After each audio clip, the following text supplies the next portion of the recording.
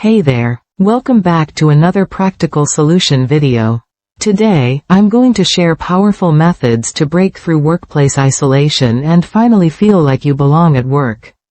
These aren't just theories, they're real, actionable strategies that you can start using today to transform your work experience from feeling like an outsider to becoming a valued, connected member of your team. Do you ever feel like you're watching your workplace from the outside? Like everyone else has their inside jokes, their lunch groups, their easy conversations, while you're sitting there wondering how to even begin connecting. Maybe you eat lunch at your desk because the break room feels too intimidating. Perhaps you've been at your job for months or even years, but still feel like you don't really know anyone beyond surface-level pleasantries. You might find yourself dreading team meetings, not because of the work, but because of that awkward small talk before things get started. Or maybe you've tried to connect before, but it didn't go well, and now you're stuck in this invisible bubble, unsure how to break through. Trust me, you're not alone in feeling this way. Research shows that 1 in 5 workers experiences workplace isolation.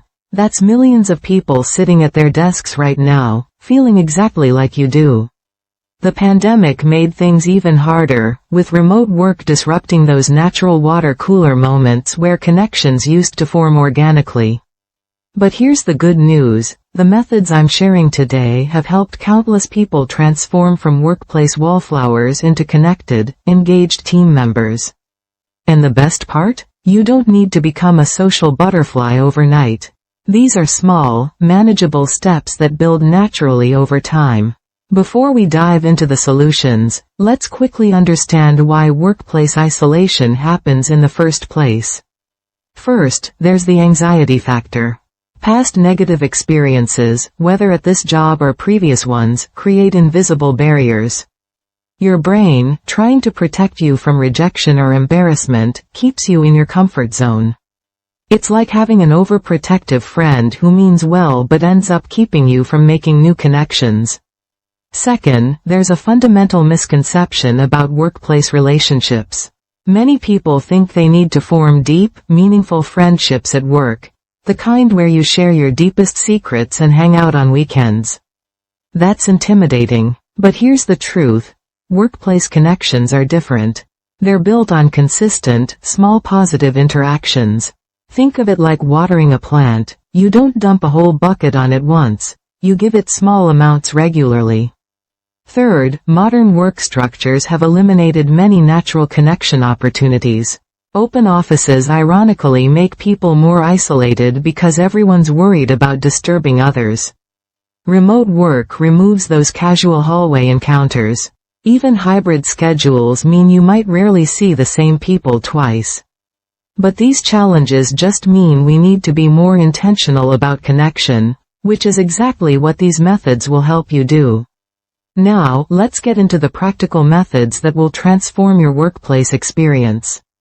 These aren't just ideas, they're specific, tested strategies that you can implement starting tomorrow morning. The first method is what I call the Micromoment Connection Technique. This is perfect for anyone who feels overwhelmed by the idea of long conversations or doesn't know where to start. Here's exactly how it works. Tomorrow, when you arrive at work or log into your first virtual meeting, make brief eye contact with one person and give them a genuine smile. Not a fake, forced smile, a real one that reaches your eyes. If you're in person, this might be the security guard, the receptionist, or the first colleague you pass. If you're remote, turn your camera on a minute early and acknowledge whoever else is there. Next, share one quick observation about your shared work experience.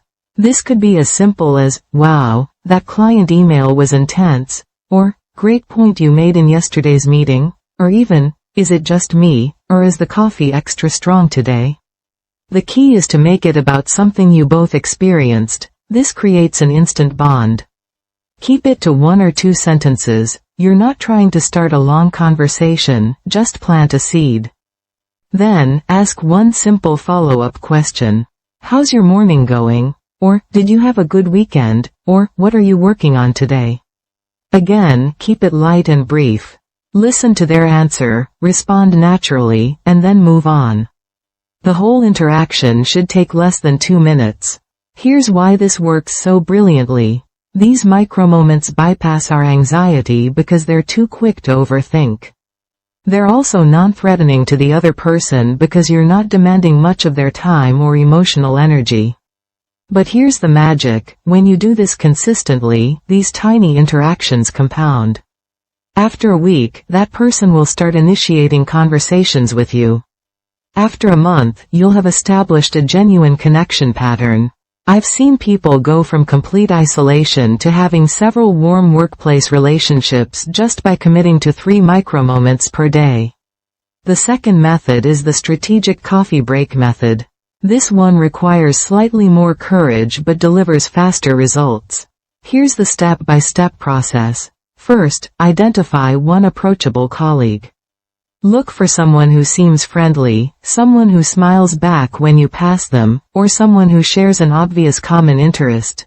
Maybe they have a plant on their desk and you love plants, or they wear band t-shirts and you love music. Once you've identified this person, send them a casual message. Don't overthink it, something like, "Hey, I'm taking a coffee break at 3 p.m. if you want to join," or, "Heading to grab some fresh air, want to come?" If they can't make it, no problem, try again next week. The key is to make it low pressure and optional. When they do join you, use what I call the 70-30 rule. Listen and ask questions 70% of the time, share about yourself 30% of the time. People love talking about themselves, and by being genuinely interested, you become interesting. Ask about their weekend plans, their current projects, their coffee preferences, anything that gets them talking. Share bits about yourself when it feels natural, but keep the focus on them. Here's a power tip. Choose consistent times for these breaks. Maybe it's Tuesday and Thursday at 3 p.m. This creates predictability, which reduces anxiety for both of you. After a few weeks, it becomes a routine that you both look forward to. I know someone who started with one coffee companion and within 2 months had a rotating group of 4 colleagues who would join at different times. These 15-minute breaks became the highlight of their workday. The third method is the task collaboration bridge. This one is genius because it uses work itself as the connection vehicle, so it feels completely natural and professional. Here's how to execute it. Look at your current projects and identify a task where a colleague's input would genuinely add value. This is crucial. It has to be authentic, not manufactured. Maybe you're working on a presentation and they're known for great slide design. Maybe you're analyzing data and they have experience with similar projects. Reach out with a specific request that respects their time. "Hi Sarah, I really value your perspective on customer communications. Could I get 10 minutes of your thoughts on this email template?" Notice how specific this is. You're not asking for vague help, you're asking for their particular expertise on a particular thing for a particular amount of time. When they help you, listen actively and take notes. Ask follow-up questions that show you value their input. Then, and this is critical, follow up afterwards with the results. "Hey Sarah, I used your suggestion about the subject line and the open rate increased by 15%. Thank you so much for your help." This closes the loop and makes them feel valued. The beautiful thing about this method is that it positions you as someone who values collaboration and others' expertise. After doing this a few times with different colleagues, you'll notice something amazing. They'll start coming to you for input too. You've established yourself as someone who's part of the collaborative fabric of the workplace, not an outsider looking in. The fourth method is the lunch table revolution. If your workplace has a cafeteria or break room, this is your secret weapon. Here's the strategy. Instead of eating at your desk or finding an empty table, look for a table with 1 or 2 people, not a full group, which can be intimidating. Approach with your lunch and simply ask, "Mind if I join you?" In my experience, no one has ever said no to this question. Once seated, don't feel pressure to talk constantly. Start with a simple, "How's your day going?" and let conversation flow naturally. If there's silence, that's okay, you're eating, after all. Have a few universal conversation starters ready. Have you tried the new coffee shop across the street? Or, did you catch the game last night? Or, any weekend plans? Here's a psychological trick that works wonders. Bring enough of something small to share. Maybe it's a bag of interesting chips, some good chocolate, or homemade cookies. Offer to share, would you like some? This simple act of generosity triggers reciprocity and connection. Even if they decline, the offer itself creates warmth. If your workplace is remote, create a virtual lunch table. Schedule a recurring, lunch and chat, video call. Keep it optional and casual. Share your screen with a virtual background of a cafe or restaurant to make it feel less like another meeting. I know remote teams where this became so popular that they had to create multiple tables for different interests. One for parents, one for pet lovers, one for Netflix discussers. The fifth method is the expertise sharing strategy. This flips the script. Instead of always seeking help, you offer it. But here's how to do it without seeming pushy or arrogant. Pay attention to your colleagues' challenges. Maybe you overhear someone struggling with Excel, and you're great at spreadsheets. Maybe someone mentions they're giving their first presentation, and you have experience with public speaking. Offer help in a low-key way. Hey, I overheard you mentioning Excel pivot tables. I work with those a lot, happy to show you a quick trick if you'd like.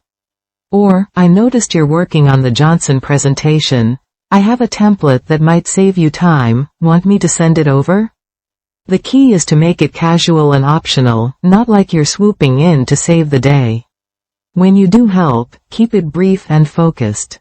Show them the solution, explain it simply, and then step back.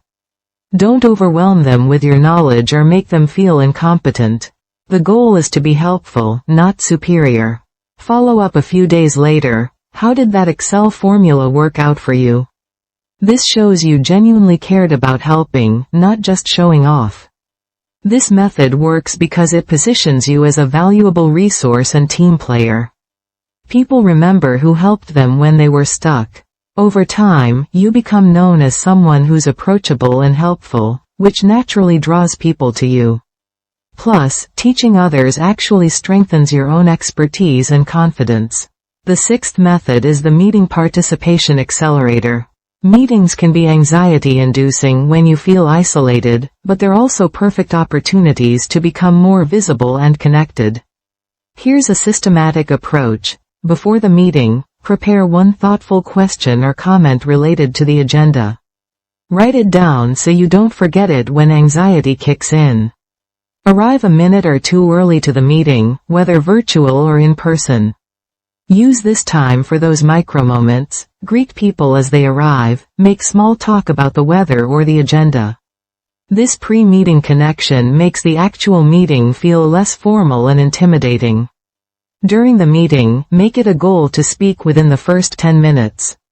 It doesn't have to be profound. It could be agreeing with someone's point, asking for clarification, or sharing a relevant observation. The longer you wait to speak, the harder it becomes. Speaking early breaks the ice for yourself and makes subsequent contributions easier. Here's a powerful technique. When someone makes a good point, acknowledge it publicly. That's a great insight, Tom, or, I hadn't thought of it that way, Jennifer, thank you. This costs you nothing but creates positive associations. People remember who makes them feel valued, and they'll be more likely to support your ideas in return. After the meeting, follow up with one person about something they said. Hi Mark, your point about the timeline got me thinking. Have you considered X? Or, great idea about the customer survey, would you like help implementing it? This extends the meeting connection into ongoing collaboration. Let me share some real-world examples of how these methods transform workplace dynamics. There's the software developer who felt invisible for 2 years until she started using the Micromoment technique. Within 6 weeks, she went from eating lunch alone to being invited to the team's Friday happy hours. She didn't change her personality, she just gave herself permission to connect in small ways. Or consider the remote marketing manager who felt completely disconnected from his team. He started hosting optional virtual coffee breaks twice a week. At first, only one person showed up. But he kept at it, keeping things light and fun. 6 months later, these coffee breaks had become the team's favorite tradition, with people actually scheduling around them. He went from feeling isolated to being seen as the heart of the team culture. There's also the accountant who used the expertise sharing strategy to break through her isolation. She noticed colleagues struggling with a new software system that she'd mastered. She created a simple one-page guide and shared it via email, offering to answer questions. This led to several one-on-one training sessions, which evolved into regular professional discussions, which eventually became genuine friendships. These aren't exceptional people with exceptional social skills. They're regular folks who decided to take small, consistent actions to connect with others. And that's exactly what you can do too, starting tomorrow. Let me summarize the key action points we've covered today. First, start with micromoments, brief eye contact, quick observations, simple questions that take less than 2 minutes but plant seeds of connection. Next, initiate strategic coffee breaks with one approachable colleague, using the 70-30 listening rule to build genuine interest. Then, use task collaboration as a bridge, asking for specific input that values others' expertise and following up with results. Also, revolutionize your lunch routine by joining others instead of isolating yourself, bringing something to share as a connection catalyst. Plus, offer your expertise casually and helpfully, positioning yourself as a valuable team resource without being pushy. Finally, participate early and positively in meetings, acknowledging others' contributions and following up on interesting points. The most important thing to remember is that you don't need to do all of these at once. Pick one method that feels most comfortable and commit to it for 1 week. Just 1 week. You might be amazed at how quickly things begin to shift. The colleague who never noticed you starts saying good morning. The team that seemed closed off begins including you in conversations. The workplace that felt cold and isolating starts feeling like somewhere you belong. Here's what I want you to do right after watching this video. Choose one person you'll have a micromoment with tomorrow. Visualize it now. Who is it? Where will you see them? What might you say? Write it down if that helps. Make it specific and achievable. Tomorrow morning, before your anxiety can talk you out of it, execute that one micromoment. That's it. That's your only job. One tiny connection that takes less time than checking your phone. Remember, feeling isolated at work isn't a character flaw or a permanent condition. It's simply a situation that hasn't had the right solution applied to it yet. Every connected, socially comfortable person you see at work was once new, once uncertain, once on the outside looking in. They found their way in through small, consistent actions, and so can you. It's okay if your first attempts feel awkward. It's okay if some people don't respond warmly. It's okay if progress feels slow. What matters is that you're taking action, you're being brave, and you're refusing to accept isolation as your permanent state. Each small step you take is rewiring your brain, building your confidence, and creating new possibilities for connection. The workplace connections you build won't just make your days more pleasant, though they absolutely will do that. They'll also enhance your career prospects, improve your mental health, increase your job satisfaction, and potentially lead to friendships that extend beyond work. Some of the best friendships in life begin with a simple, "How's your day going?" in an office hallway. You have everything you need to break through workplace isolation.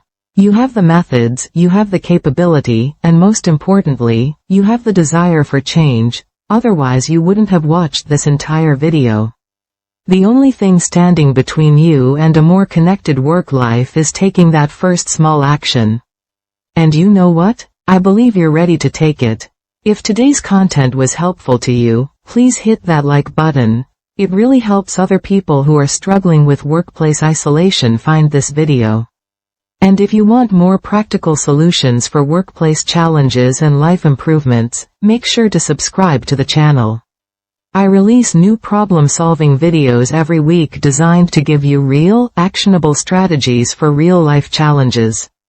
One more thing before you go, I want to share a mindset shift that makes all of this easier. Stop thinking of workplace connection as a luxury or something extra you do if you have time. Think of it as a core part of your job, as essential as checking email or attending meetings. Research from major institutions shows that employees with strong workplace connections are not only happier but also more productive, more creative, and more likely to be promoted. When you invest in relationships at work, you're not taking time away from your job, you're actually doing your job better. Also remember that everyone around you wants connection too, even if they don't show it. That seemingly confident colleague who always seems surrounded by friends. They probably started exactly where you are now. That manager who seems so socially comfortable. They likely had to work at it too. When you reach out to connect, you're not bothering people, you're offering them something valuable that they want too. You're giving them permission to be human in a workplace that often demands we be robots. And here's something that might surprise you. Introverts often make the best workplace connectors once they get started.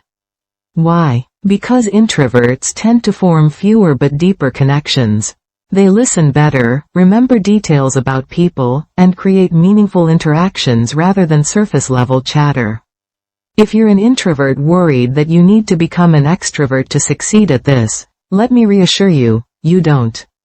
These methods work perfectly with an introverted temperament. In fact, they're designed for it. Remember, you're not alone in this journey. There are millions of us working to build better connections and create more fulfilling work lives. Every day, someone just like you is taking their first brave step toward connection. Every day, someone discovers that the walls they thought were insurmountable were actually just made of fear and assumption. Every day, someone transforms their work experience from isolation to belonging. Today, that someone can be you. Let's solve these challenges together, one small step at a time. The workplace doesn't have to be a lonely place. It can be a source of support, collaboration, and even joy. But it starts with one person, you, deciding that isolation isn't acceptable anymore and taking one small action to change it. That's all for today. Now go make that first connection. You've got this. Thank you for watching, and I'll see you in the next video.